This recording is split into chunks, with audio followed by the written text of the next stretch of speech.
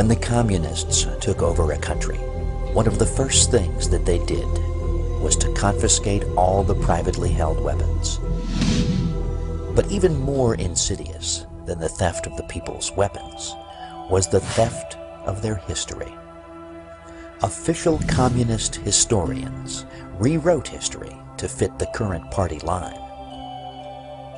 In many countries, revered national heroes were excised from the history books, or their real deeds were distorted to fit communist ideology, and communist killers and criminals were converted into official saints. Holidays were declared in honor of the beasts who murdered countless nations. Did you know that much the same process has occurred right here in America? Every January, the media go into a kind of almost spastic frenzy of adulation for the so-called Reverend Dr. Martin Luther King Jr. King has even had a national holiday declared in his honor, an honor accorded to no other American. Let's take a look at this modern-day plastic god. Born in 1929, King was the son of a black preacher known at the time only as Daddy King. Daddy King named his son Michael. In 1935, Daddy King had an inspiration to name himself after the Protestant reformer Martin Luther.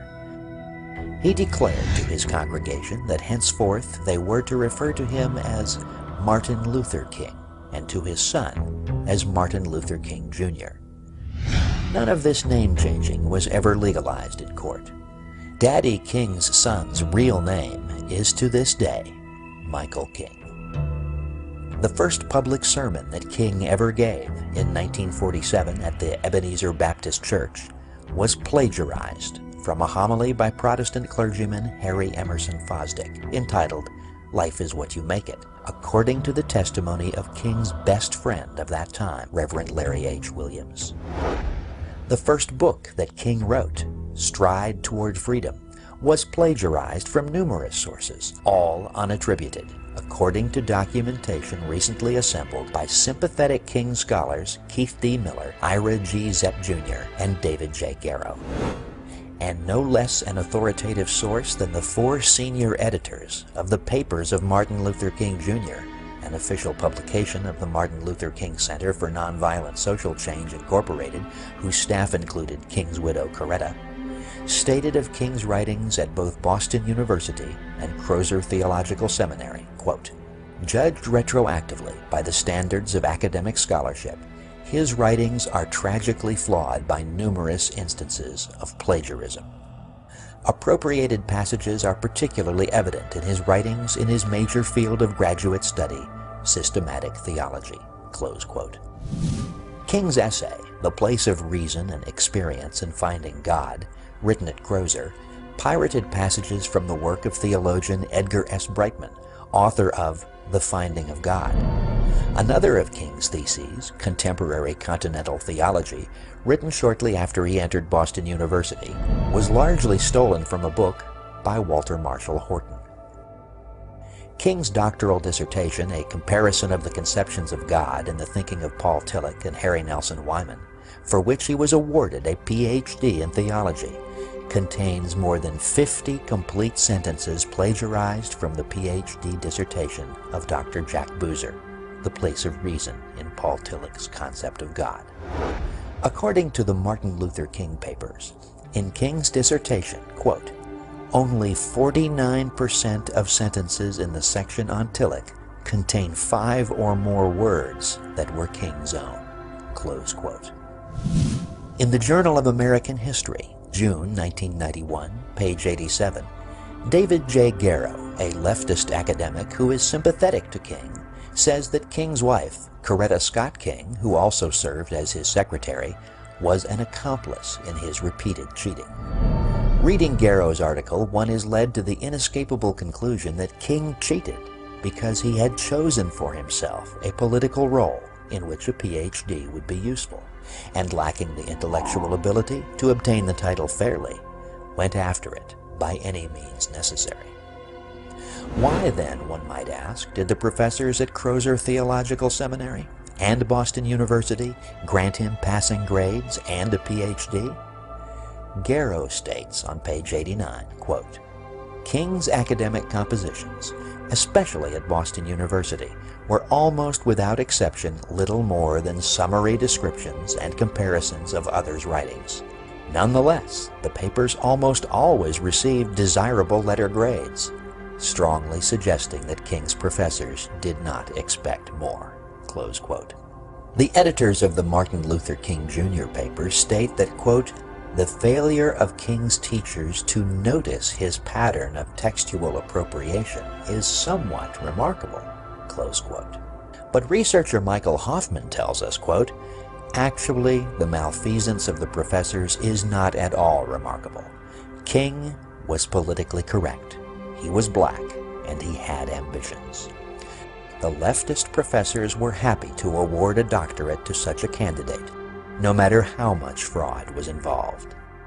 Nor is it any wonder that it has taken 40 years for the truth about King's record of nearly constant intellectual piracy to be made public."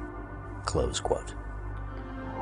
Supposed scholars who in reality shared King's vision of a racially mixed and Marxist America purposely covered up his cheating for decades. The cover-up still continues. From the New York Times of October 11, 1991, page 15, we learn that on October 10th of that year, a committee of researchers at Boston University admitted that, quote, "There is no question but that Dr. King plagiarized in the dissertation. However, despite its finding, the committee said that, quote, no thought should be given to the revocation of Dr. King's doctoral degree, an action the panel said would serve no purpose," close quote. No purpose indeed. Justice demands that in light of his willful fraud as a student, the titles Reverend and Doctor should be removed from King's name. Well, friends, he is not a legitimate reverend, he is not a bona fide PhD, and his name isn't really Martin Luther King Jr. What's left? Just a sexual degenerate, an America-hating communist, and a criminal betrayer of even the interests of his own people. On Labor Day 1957, a special meeting was attended by Martin Luther King and 4 others at a strange institution called the Highlander Folk School in Monteagle, Tennessee. The Highlander Folk School was a communist front, having been founded by Miles Horton, Communist Party organizer for Tennessee, and Don West, organizer for North Carolina. The leaders of this meeting with King were the aforementioned Horton and West, along with Abner Berry and James Dombrowski, all open and acknowledged members of the Communist Party USA. The agenda of the meeting was a plan to tour the southern states to initiate demonstrations and riots. From 1955 to 1960, Martin Luther King's associate, advisor, and personal secretary was one Bayard Rustin. In 1936, Rustin joined the Young Communist League at New York City College. Convicted of draft dodging, he went to prison for 2 years in 1944. On January 23, 1953, the Los Angeles Times reported his conviction and sentencing to jail for 60 days for lewd vagrancy and homosexual perversion. Rustin attended the 16th Convention of the Communist Party USA in February 1957. 1 month later, he and King founded the Southern Christian Leadership Conference, or SCLC for short. The president of the SCLC was Dr. Martin Luther King Jr. The vice president of the SCLC was the Reverend Fred Shuttlesworth, who was also the president of an identified communist front known as the Southern Conference Educational Fund, an organization whose field director, a Mr. Carl Brayton, was simultaneously a national sponsor of the Fair Play for Cuba Committee, of which you may have heard. The program director of the SCLC was the Reverend Andrew Young, In more recent years, Jimmy Carter's ambassador to the UN and mayor of Atlanta. Young, by the way, was trained at the Highlander Folk School, previously mentioned. Soon after returning from a trip to Moscow in 1958, Rustin organized the first of King's famous marches on Washington. The official organ of the Communist Party, the Worker, openly declared the march to be a communist project. Although he left King's employ as secretary in 1961, Rustin was called upon by King to be second in command of the much larger March on Washington, which took place on August 28, 1964. Bayard Rustin's replacement in 1961 as secretary and advisor to King was Jack Odell, also known as Hunter Pitts Odell. According to official records, in 1962, Jack Odell was a member of the National Committee of the Communist Party USA. He had been listed as a Communist Party member as early as 1956. Odell was also given the job of acting executive director for SCLC activities for the entire Southeast, according to the St. Louis Globe-Democrat of October 26, 1962. At that time, there were still some patriots in the press corps, and word of Odell's party membership became known. What did King do? Shortly after the negative news reports, King fired Odell with much fanfare. And he then, without the fanfare, immediately hired him again as director of the New York office of the SCLC, as confirmed by the Richmond News Leader of September 27, 1963. Also in 1963, a black man from Monroe, North Carolina, named Robert Williams, made a trip to Beijing, China. Exactly 20 days before King's 1964 March on Washington, Williams successfully urged Mao Zedong to speak out on behalf of King's movement. Mr. Williams was also around this time maintaining his primary residence in Cuba, from which he made regular broadcasts to the southern United States 3 times a week from high-power AM transmitters in Havana under the title Radio Free Dixie. In these broadcasts, he urged violent attacks by blacks against white Americans. During this period, Williams wrote a book entitled Negroes with Guns. The writer of the foreword for this book? None other than Martin Luther King, Jr. It is also interesting to note that the editors and publishers of this book were, to a man, all supporters of the infamous Fair Play for Cuba Committee. According to King's biographer and sympathizer, David J. Garrow, quote, King privately described himself as a Marxist, close quote. In his 1981 book, The FBI and Martin Luther King, Jr., Garrow quotes King as saying in SCLC staff meetings, quote, "We have moved into a new era, which must be an era of revolution. The whole structure of American life must be changed. We are engaged in the class struggle." Close quote.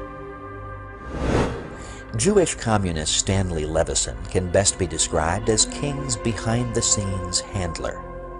Levison, who had for years been in charge of the secret funneling of Soviet funds to the Communist Party USA, was King's mentor and was actually the brains behind many of King's more successful ploys. It was Levison who edited King's book, Stride Toward Freedom. It was Levison who arranged for a publisher. Levison even prepared King's income tax returns. It was Levison who really controlled the fundraising and agitation activities of the SCLC. Levison wrote many of King's speeches. King described Levison as one of his, quote, closest friends. The Federal Bureau of Investigation had for many years been aware of Stanley Levison's communist activities. It was Levison's close association with King that brought about the initial FBI interest in King. Lest you be tempted to believe the controlled media's lie about racists in the FBI being out to get King, you should be aware that the man most responsible for the FBI's probe of King was Assistant Director William C. Sullivan. Sullivan describes himself as a liberal and says that initially, quote, "I was 100% for King because I saw him as an effective and badly needed leader for black people in their desire for civil rights," close quote. The probe of King not only confirmed their suspicions about King's communist beliefs and associations, but it also revealed King to be a despicable hypocrite, an immoral degenerate, and a worthless charlatan. According to Assistant Director Sullivan, who had direct access to the surveillance files on King, which are denied the American people, King had embezzled or misapplied substantial amounts of money contributed to the civil rights movement. King used SCLC funds to pay for liquor and numerous prostitutes, both black and white, who were brought to his hotel rooms, often 2 at a time, for drunken sex parties, which sometimes lasted for several days. These types of activities were the norm for King's speaking and organizing tours. In fact, an outfit called the National Civil Rights Museum in Memphis, Tennessee, which is putting on display the 2 bedrooms from the Lorraine Motel where King stayed the night before he was shot, has declined to depict in any way the occupants of those rooms.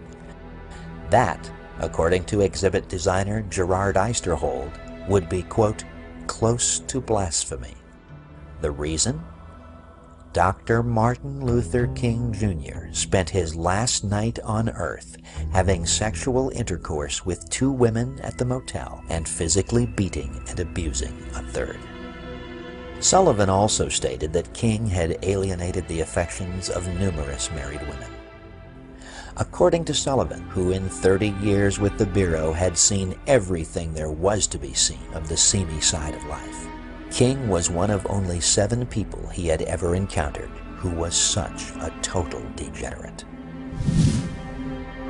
Noting the violence that almost invariably attended King's supposedly non-violent marches, Sullivan's probe revealed a very different King from the carefully crafted public image. King welcomed members of many different black groups as members of his SCLC, many of them advocates and practitioners of violence. King's only admonition on the subject was that they should embrace, quote, "tactical nonviolence," close quote. Sullivan also relates an incident in which King met in a financial conference with Communist Party representatives, not knowing that one of the participants was an infiltrator actually working for the FBI. J. Edgar Hoover personally saw to it that documented information on King's communist connections was provided to the President and to Congress, and conclusive information from FBI files was also provided to major newspapers and newswire services. But were the American people informed of King's real nature? No, for even in the 1960s, the fix was in. The controlled media and the bought politicians were bound and determined to push their racial mixing program on America. King was their man, and nothing was going to get in their way. With a few minor exceptions, these facts have been kept from the American people. The pro-King propaganda machine grinds on, and it is even reported that a serious proposal has been made to add some of King's writings as a new book in the Bible. Ladies and gentlemen, the purpose of this radio program is far greater than to prove to you the immorality and subversion of this man called King. I want you to start to think for yourselves. I want you to consider this. What are the forces and motivation behind the controlled media's active promotion of King? What does it tell you about our politicians when you see them almost without exception falling all over themselves to honor King as a national hero? What does it tell you about our society when any public criticism of this moral leper and communist functionary is considered grounds for dismissal? What does it tell you about the controlled media when you see how they have successfully suppressed the truth and held out a picture of King that can only be described as a colossal lie? You need to think, my fellow Americans. You desperately need to wake up.